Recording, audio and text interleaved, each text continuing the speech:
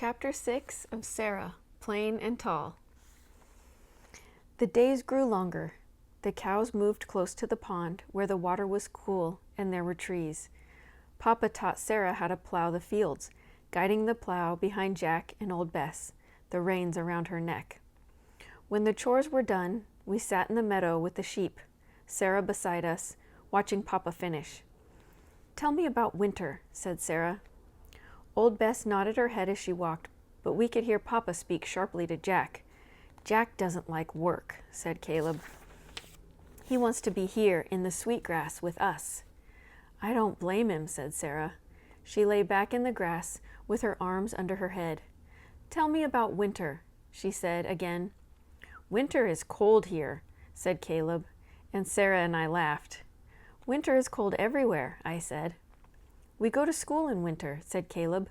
"Sums and writing and books," he sang. "I am good at sums and writing," said Sarah. "I love books. How do you get to school?"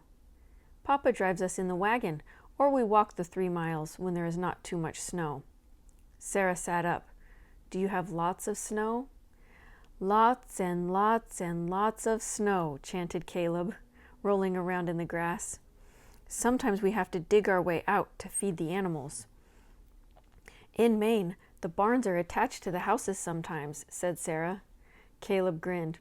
"So you could have a cow to Sunday supper?" Sarah and I laughed. "When there are bad storms, Papa ties a rope from the house to the barn so no one will get lost," said Caleb.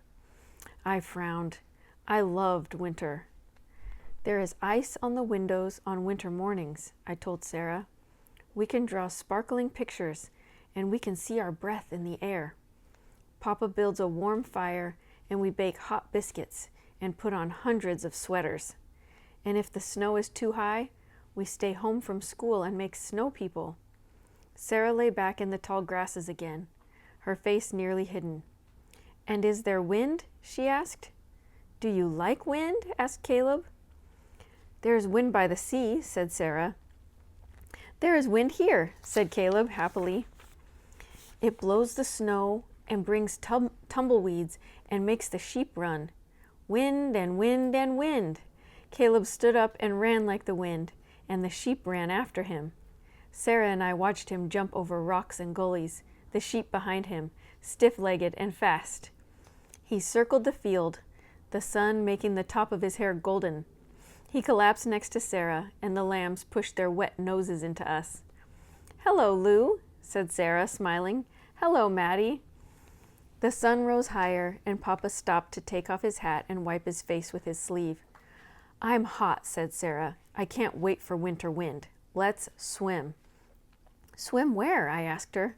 "I can't swim," said Caleb. "Can't swim!" exclaimed Sarah. "I'll teach you in the cow pond." "That's for cows!" I cried. But Sarah grabbed our hands, and we were running through the fields, ducking under the fence to the far pond. "Shoo, cows," said Sarah as the cows looked up, startled. She took off her dress and waded into the water in her petticoat. She dived suddenly and disappeared for a moment as Caleb and I watched. She came up laughing, her hair streaming free. Water beads sat on her shoulders. She tried to teach us how to float. I sank like a bucket filled with water and came up sputtering. But Caleb lay on his back and learned how to blow streams of water high in the air like a whale. The cows stood on the banks of the pond and stared and stopped their chewing. Water bugs circled us. "Is this like the sea?" asked Caleb. Sarah treaded water. "The sea is salt," said Sarah.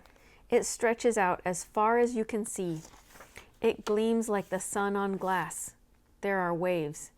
"Like this?" asked Caleb, and he pushed a wave at Sarah, making her cough and laugh. "Yes," she said, "like that." I held my breath and floated at last, looking up into the sky, afraid to speak.